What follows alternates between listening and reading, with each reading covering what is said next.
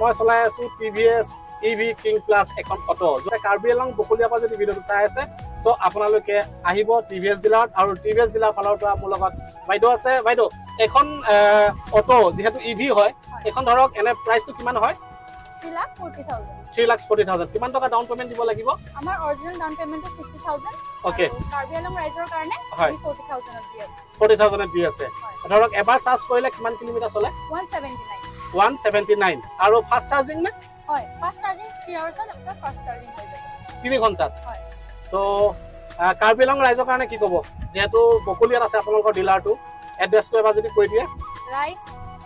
কাৰ্বি আংলং বকলিয়াত এখন ডিলাৰ খোলা হৈছে হয় আহিব ভিজিট কৰিব হয় আৰু love you Karbi Anglong guys TVS dealer যেহেতু ধন্যবাদ জনাব লাগিব কিয়নো TVS ডিলাৰে ধৰক আজি মোক এই ইনফৰমেশ্যনখিনি দিবৰ কাৰণে মাতিলে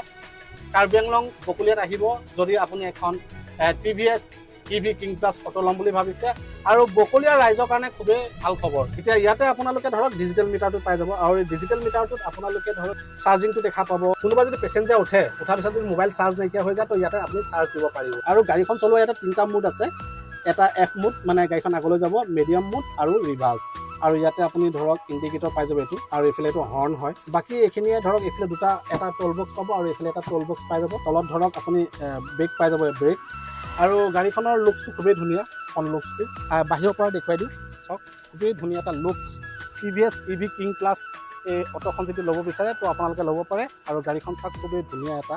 লুকস গাড়ীখন মই এটা ৱাক ৰাউণ্ড দেখুৱাই দিছোঁ আপোনালোকক চাওক যিহেতু বকলিয়াত টাউনত আছোঁ মই TVS EV King Plus auto তো এইখনে আৰু টায়াৰ আছে আৰু বেকফালে আপোনালোকে পাই যাব ধৰক এইফালে টোল বক্সটো পাই যাব চাৰ্জাৰ আৰু এইটো স্পেয়াৰ টায়াৰ আৰু আপোনালোকে পাই যাব এইফালে ধৰক চাৰ্জ দিয়া পইণ্টটো ইয়াত চাৰ্জটো দিব পাৰিব বাকি স্পেচটো খুবেই ধুনীয়া বাইদেউ ধুনীয়াকৈ বহি আছে দেখিছে তেনেকৈ ইয়াতে ধৰক আপুনি লাগেজ লৈ যাব কমফৰ্টেবল ন বহুত ভেৰি কমফৰ্টেবল যেহেতু আমি চলাইছোঁ যিহেতু চলাই পেলাই আপোনালোকক দেখুৱাই দিছোঁ